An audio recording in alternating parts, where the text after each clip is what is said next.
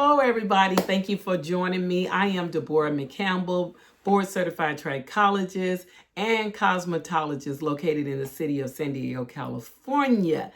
Thank you for joining me. As I said before, today I want to talk to you, why is my hair thinning? If your hair is thinning, you have come to the right place because we want some answers. We want to get to the root of the problem. There's various reasons why you could be having thinning hair. Thinning hair is hair loss. I'm sorry to tell you, but it is. And the medical term for hair loss is alopecia. We don't like alopecia. We don't like hair loss. We don't want to hear it. But unfortunately, sometimes that happens because of life, our health, our lifestyle, just different things like that. So here are some reasons why your hair could be thinning. You could be under stress. We all have stress in our lives. It just depends on whether that stress is chronic, whether that stress is managed or unmanaged. If it's chronic, meaning that major events is happening in your life, can have a chronic effect in your life. High stress, such as giving birth to a child, getting married, home buying, making major decisions, college, retiring, death of a loved one, divorce, you name it, illness. All of those things can cause us some severe stress. And when those things are interrupting our body, it's a hormone called cortisol and I can't pronounce it, and adrenaline, something like that. Those are under your hormones. You have to go to an endocrinologist and they will check all those hormone levels for you. Okay, so when you do go under some severe stress and you start shedding hair, it's called telogen effluvium. The good news about that particular hair loss is it's not permanent. Hair can come back when you manage that particular stress, whatever's going on in your life. Then you want to look at diet. Diet affects the hair as well. You know, you need vitamins and minerals to make sure that the body works according to it, for the body to function. Let me just say it, for the body to function well. And so if you don't get enough vitamins and minerals, whatever vitamins and minerals you do get, your organs is going to take it. It's not enough to overflow into your hair. So you definitely want to make sure you're eating well-balanced meals. You have to do some meal prepping, because that's what I do, because in my career, I have a very high stress job in the salon and in the clinic. So I have to manage that stress by meditating, praying, exercising, things like that. And I have to meal prep, because if I don't meal prep, I'm going to overwork and I'm not going to eat. And that's how I was having thinning in my own hair. Lost the density. It was just a mess. But I'm on the road of recovery because I corrected some underlying medical issues that I have. And that's another thing. If you have underlying medical conditions, you have to have those things fixed first. There is no pill, there is no tonic, there is no shampoo, there is none of that's gonna help your head if you got some underlying issues happening. If you stressed out and you're not managing that, it's almost like, you know, people take supplements or vitamins because, you know, they don't eat well and they think that's gonna do something. That's not gonna do anything. So you have to fix the situation before things outside topical things will work for you. Also, hormones are affected. Your hair is affected by your hormones. Hormones can be imbalanced, especially if you're in childbirth years where you're having the children, and then you have the postpartum, and the postpartum causes hair loss. The good news about that, the hair loss comes back once the body's hormones are regulated. Then you got women 40 plus who is going through the menopause, and you got the perimenopause, you got menopause when you full-fledged in it, then you got postmenopause, which I found out you ain't out of it, you know, you in another stage of it. So all of that causes hair loss. And another thing that is under the hormones umbrella is vitamin D. If you have a vitamin D deficiency, because vitamin D is a hormone. So if you have a vitamin D deficiency, that is going to affect the hair.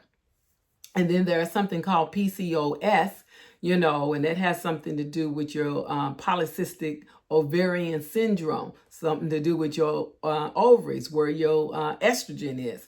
So you have to have those things fixed. So hair loss can happen if you have an imbalance of hormones. It also can happen if you have, genetics, like from your parents. Your parents' hair is gone, your siblings' hair is gone, their siblings' hair is gone. So even though you have a marker from genetic, and that's called androgenetic, that's a type of alopecia that it comes from genetic. You can work on those things, it's not all gone. Hope is not all gone. You have to have early hair loss awareness. And I tell you, it's very important to catch these things early so you can get treatment. Okay. So let's see, what else are we talking about? So those are some of the things that you need to know that can cause your hair thinning. And also hair styling, choosing different hairstyles, such as protective styles. The protective styles are so beautiful, but they could be so detrimental on the hair because some people just wearing them as a lifestyle. They saying protective style, baby, it stopped being a protective style when you done wore it the whole year back to back to back to back. Because what happens, just think about this. When you are braiding the hair for your weaves, just for the style of braids, crochet braids, pulling the hair back. Well, let me just stick with the braids. When you're doing the braids, you are telling the hair you want it to be thin because the intertwining of the hair over and over, month after month, year after year, the hair is going to break down because the hair is a fiber and you're going to wear the fiber out. And so, yes, you may have long hair from wearing those things, but when it comes to like really pressing the hair out, or well, hopefully you're not getting relaxed if you're wearing braids, like when you're ready to wear the hair out, the hair is dead and it's going to be lifeless. It's going to be see-through because it's thin. It's just unhealthy. Also, when you do ponytails, pulling it back, you're telling the hair you want it to recede. So you can't do these things to your hair because you're training your hair to do exactly what you don't want. Even when you wear the lace front wigs, although the discoloration you see around the hairline, you are running the first the first layer of your skin. And also, not only in your skin, on your hairline, you wearing out your hairline. So the practices, if you are doing those things and you're doing them back to back, you're telling your hair that you don't want it. So the best thing to do is have really good hair care and scalp care hygiene. Keeping the hair cleansed is a must. Shampooing your hair every week, no later than 2 weeks. Because if you're wearing protective styles and you're not shampooing your hair for 2 or 3 months, that's not healthy. You're going to end up getting a scalp disorder. That's another thing that will cause you some hair thinning. You got issues with your scalp like seborrheic dermatitis, psoriasis. Psoriasis comes from an eczema, all those things. Some of those come from, like the psoriasis is coming from your immune. Sometimes your immune system is, challenged.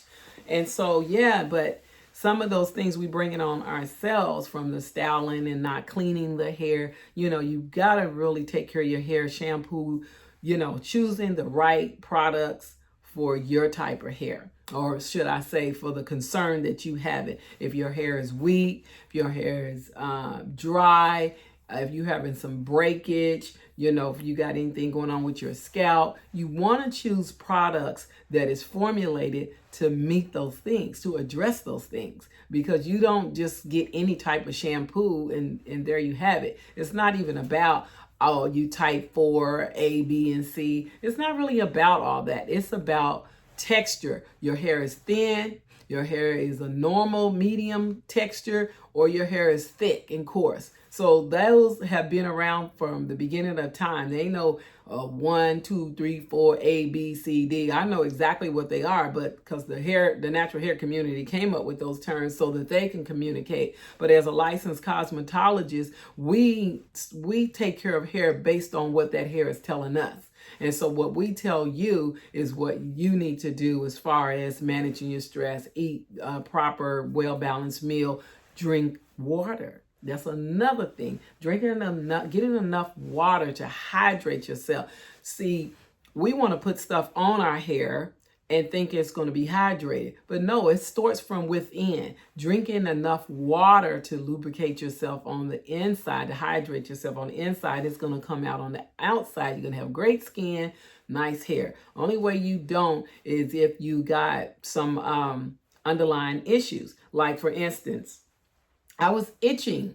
I thought I had got some jewelry from where the jewelry had too much nickel in it. And I was like, oh my goodness, a little costume jewelry. Like, I'm done with that. You see, I don't have nothing on. And I was itching. Then the itching started itching on my arms. And so I realized, I said, you know what? You got a lot of yeast in your body. So I end up had to do a cleanse, a yeast cleanse. So I'm on a yeast cleanse right now because I was itching in the nape of my head, some type of contact dermatitis. I wasn't sure, was it inflammation? What's going on? So when I scoped my own self and I didn't have any inflammation, with some contact dermatitis, but basically really what was going on, it was dermatitis. What was going on, because it was, my back and my arms began to itch, moderate, but still uncomfortable. So, I had to address that because I don't want to be losing my hair. I'm just now restoring my own hair. So I'm just telling you, why your hair is thinning could be various of reasons. Journal, you want to journal everything that you're doing so that you can see what you're not doing and what you want to implement. So your hair, let me just tell you this, if it's thinning, it can be corrected. You want to start early. Don't put a protective style in hoping it's going to go away. It's not going away. It's not going away at all. It's going to get worse. So you want to address it. Make sure you don't have no underlying medical issues. If all the things that I spoke of, if you're not managing your stress, doing a well balanced diet, those are the things you can implicate. And also getting a good night's rest, because if you don't rest well, that increases your stress. And when it increases your stress, what happens? Thinning hair sometimes. So it's really an easy thing to fix, especially stress, diet, and things like that. It gets a little difficult when it starts getting into genetics, hormones, and things like that, medical underlying conditions. But you can manage like the hair care part of it, the hairstyling part of it. Those things are manageable. And a lot of us from the salon, I see it has a lot to do with the things that are manageable. So I hope that helps you. I kind of went around, but came on back.